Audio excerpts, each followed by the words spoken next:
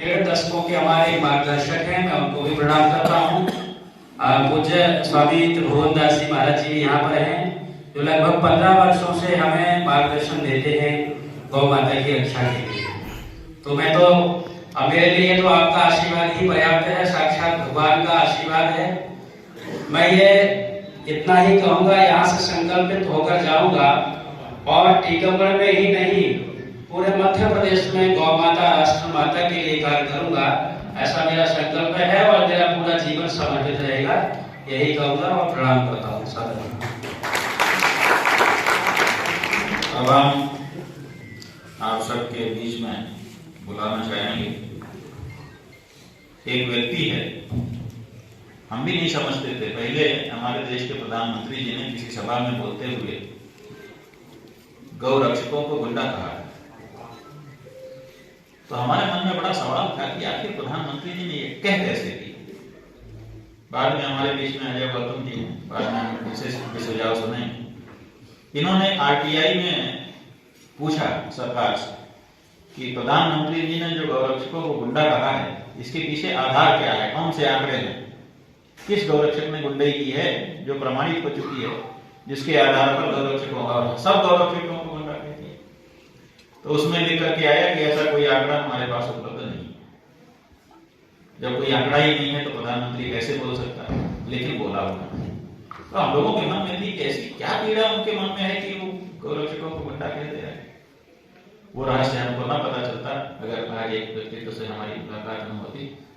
तो आज उन्होंने बताया कि असल में मेरे को ध्यान में रख करके उन्होंने ये बात कही थी। हमने कहा भैया कौन हुआ, तो बताया गया क्या है, गौरक्षा दल के राष्ट्रीय अध्यक्ष पंजाब से सतीश जी शर्मा। सतीश शर्मा जी हैं, गौरक्षा दल के राष्ट्रीय अध्यक्ष, पंजाब से आप आए हैं।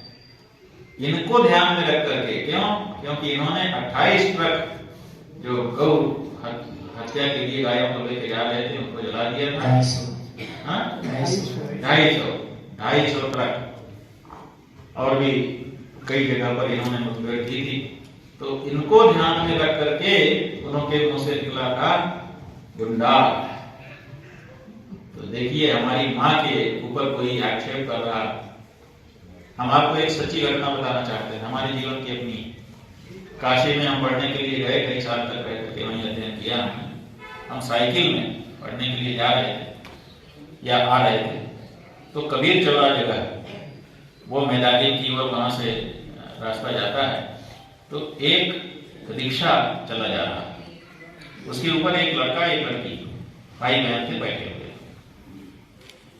और हमने देखा कि 2-3 मोटरसाइकिल में बैठे लड़के उस रिक्शा के आगे पीछे हो रहे थे। हम भी पीछे चले जा रहे थे। थोड़ा अटपटा लगा हमको कि ये क्या है। हमने समझा शायद आपस के लोग होंगे, बात कर रहे होंगे जो भी। तब तक ध्यान नहीं गए। इतने में हमने देखा कि वो रिक्शा चल रहा था और उसके ऊपर से वो लड़का खड़ा हुआ और एक मोटरसाइकिल के ऊपर कूद पड़ा। अब तब हमने भी अपनी गाड़ी रोक दी, साइकिल, और सब लोग। और फिर हम लोगों ने आ जाइए इधर आ जाइए पास में। तो हमने वहां खड़े होकर के देखा और बाद में हमको समझ में आया। उस लड़के से पूछा गया, आगे ये अनिरुद्धाचार्य जी हैं, यहाँ आ जाइए।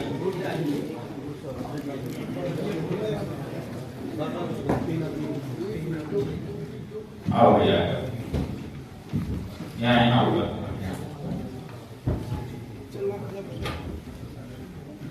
गौ माता की गोद में आ जाओ।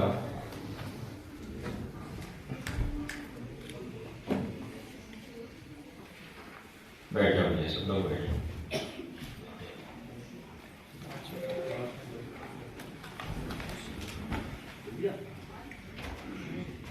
बैठ जाओ, यहीं बैठ जाओ।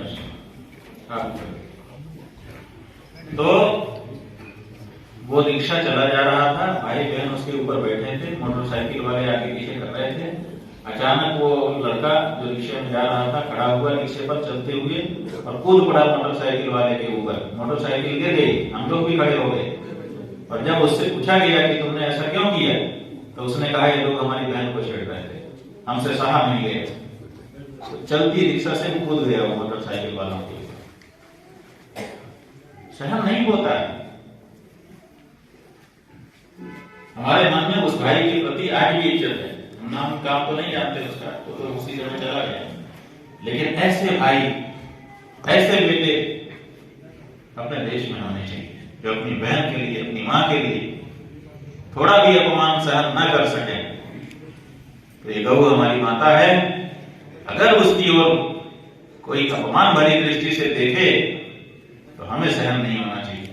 और यहाँ तो अपमान भरी दृष्टि क्या है, यहाँ तो तिरस्कार ही तिरस्कार है और प्रताड़ना ही प्रताड़ना है। तो इस दृश्य को जो नहीं देख सकता और दृश्य देखने के बाद ऐसा दृश्य उपस्थित करने वाले के ऊपर अगर कोई खड़ा होकर के कोई कार्रवाई कर देता है तो हम उसको बंदा नहीं बल्कि उसको तो धर्मवीर कहना चाहते हैं। अभी आपने गौरवती काली महाराज जी को सुना। एक क्षण बोलेगा तो क्या बोलेगा आपको, ये तो समझे बहुत कम बोल रहे हैं, क्योंकि इतना अगर आप करो 40 साल किसी एक प्रतिज्ञा के लिए केवल एक अन्न खा करके रहो, उसके बाद देखो आपकी क्या हालत होती है। कल्पना तो करो, अगर थोड़ा सा विचार करना हो तो 40 दिन रहकर देख लो, अंदाजा लग जाएगा कि क्या होता है। तो ये एक क्षण इनका कठिनाई से बीतता होगा जब देखते होंगे कि इतना लंबा समय हो रहा है और अभी तक जो एक सहज सी मांग है, जो पूरे देश की मांग है, बहुमत कह करके सरकार बना ली जाती है, एक वोट ज्यादा हो सरकार बन जाती है। जब 29 राज्य हैं और उनमें से 30 राज्य कह रहे हैं कि गौ हत्या नहीं हो सकती, तो बहुमत तो हो गया प्रदेशों का, फिर केंद्र सरकार को किस बात का डर है? 29 में से 20, मान लो एक जगह पे अभी किशोर भाई ने ध्यान दिलाया कि जम्मू कश्मीर में 370 धारा हटी, बड़ा अच्छा हुआ, लेकिन गौ हत्या गौ रक्षा का कानून था वो हट गया, ये बुरा हुआ। हम लोगों के लिए तो बुरा ही हो गया। मान लो 29 में से 19 भी अगर एक तरफ हैं और 10 एक तरफ हैं, इसका मतलब है कि इस मामले में प्रदेशों का बहुमत है और बहुमत का सम्मान करते हुए केंद्र सरकार को गौ माता को राष्ट्र माता घोषित करने में किसी प्रकार की हिचक नहीं होनी चाहिए। हमारे बीच में